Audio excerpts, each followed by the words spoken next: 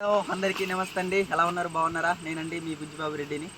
మరి ఈరోజైతే మీకు ఒక మంచి మా ఏజెన్సీ ప్రజలు ఎక్కువగా తీసుకునే ఒక ఆకుకూరని మీకు పరిచయం చేయబోతున్నానండి. రండి చూద్దాం. ఇదిగండి మా ఊరు చెరువండి ఇది. మా మా ఊర్లో ఎక్కువగా చేపలు పట్టే చెరువండి ఇది. చాలా బాగుంటాయి, చాలా ఎక్కువగా ఉంటాయండి చేపలు. కొండకాలం అండి ఇది.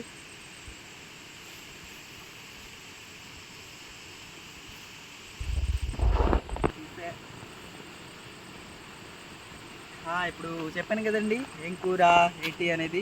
ఇది చూడండి, ఇది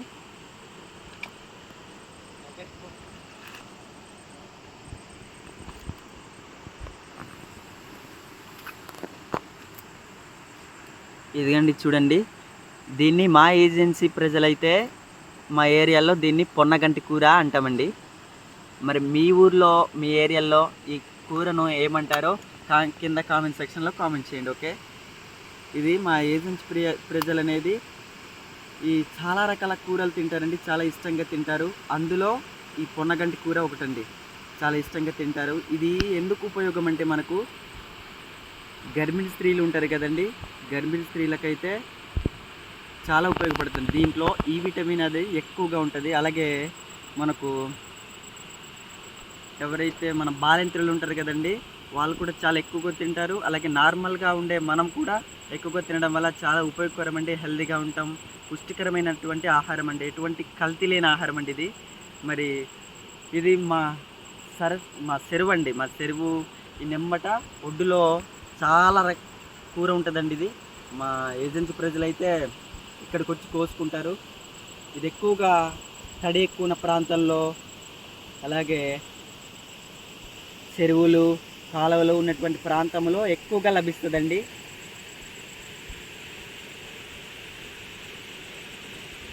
చూడండి లొకేషన్ ఎలా ఉందో.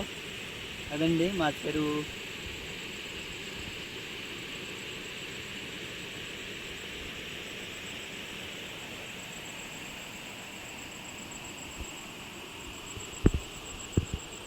అదంతా కూర అండి. ఇది చూడండి, ఇదంతా అండి, ఇదంతా పొన్నగంటి కూర అండి.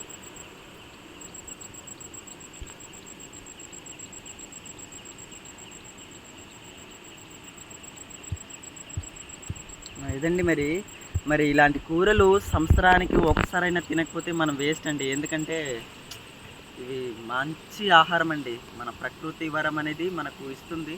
మరి ఇటువంటి ఆహారం తీసుకోకపోతే ఎలాగండి? అంతే కదండి. మా ఏజెన్సీ ఏరియాలో మా ట్రైబల్స్ అనేది ఇలాంటి ఆకుకూరలే ఎక్కువగా తీసుకుంటారండి.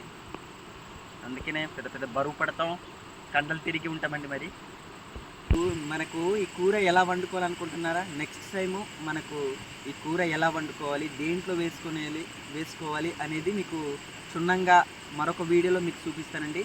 మరి నా వీడియో మీకు నచ్చినట్లయితే లైక్ చేయండి.